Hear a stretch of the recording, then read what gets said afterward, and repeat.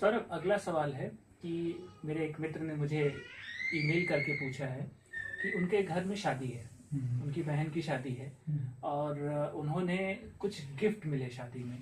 शादी उनकी 2 दिन पहले हुई और उस समय ये घोषणा नहीं हुई थी कि ये नोट या ये करेंसी नहीं चलेगी।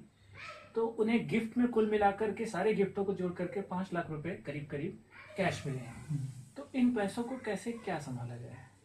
देखिए, आपके पास जो भी कैश है, आपको आप बैंक में जाके इस पैसे को जमा कराइए पहली बार, ठीक। और दूसरी चीज, आपको ये प्रूफ करना पड़ेगा कि ये जो शादी में जो भी ये पैसे हैं, ये शादी में मिले। इसके लिए आपको शादी का कार्ड, कैटरर का बिल, इन्विटेशन कार्ड और ये सारी चीजों को दिखा के आपको ये चीज इनकम टैक्स डिपार्टमेंट को साबित करना होगा कि आपने ये पैसे शादी में कलेक्ट किए हैं। ठीक है। और इसमें पहली चीज तो ये हो गई। और दूसरी बड़ी बात इसमें ये है कि अगर आपको कोई भी गिफ्ट 50,000 से ऊपर कैश में मिला है तो इनकम टैक्स डिपार्टमेंट उन पर्सन की भी लिस्ट मांग सकता है जिन्होंने आपको ये पैसे दिए हैं। तो आपको ये दोनों चीजों का ध्यान रखना होगा। पहली चीज, आपको शादी का कार्ड, कैटरर का बिल, इन चीजों से प्रूफ करना होगा बैंक में पैसा जमा करने के बाद, जब भी इनकम टैक्स डिपार्टमेंट आपसे पूछेगा।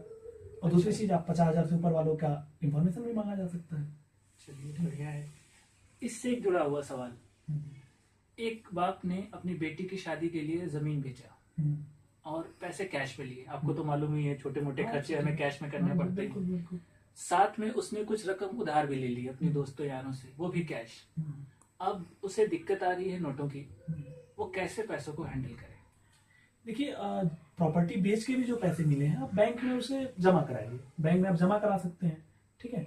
लेकिन आपको ये प्रूफ करना, बैंक में आपको ये दिखाना होगा, प्रॉपर्टी के पेपर दिखाने होंगे, इन चीजों को दिखा के आपको साबित करना होगा कि ये पैसे आपको जमीन बेचने से ही मिला है।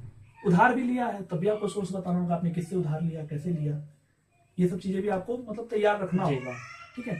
और उसके बाद आप ये कोशिश करिए, आपके पास 10 लाख रुपए आप बैंक में जमा करने के बाद ये कोशिश करिए कि अधिक से अधिक लोगों को आप चेक से पेमेंट करें, ठीक है। जैसे कैटरर का बिल हो गया, आप चेक से करिए, क्योंकि कैश की दिक्कत है, कैश निकालने में भी लिमिट है, तो आप चेक से पेमेंट करिए। जहां पॉसिबल ना हो, छोटे मोटे खर्चे हों, वो आप पैसा निकाल के बैंक से कैश में पेमेंट कर सकते हैं।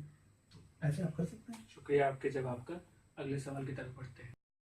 सौरभ, मान लीजिए कोई बुजुर्ग है और उन्होंने अपने घर में कैश जमा करते करते 3 लाख रुपए तक का कैश जमा कर लिया, ठीक है, वो क्या करें?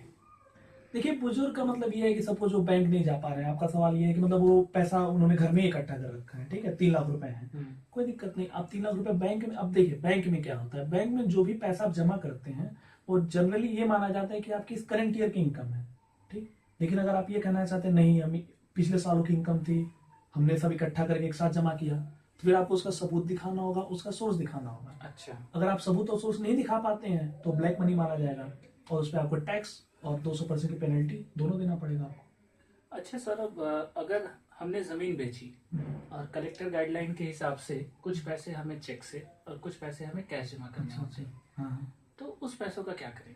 अच्छा, देखिए, इसमें सबसे बड़ी बात यह है कि आपके प्रॉपर्टी के पेपर पे जितना भी पैसा लिखा हुआ है उससे एक्स्ट्रा अगर आपने कैश में लिया या जो भी लिया, वो ब्लैक मनी माना जाएगा, ठीक है। प्रॉपर्टी के पेपर तक तो ठीक, उसके ऊपर जो आपने लिया वो ब्लैक मनी माना जाएगा।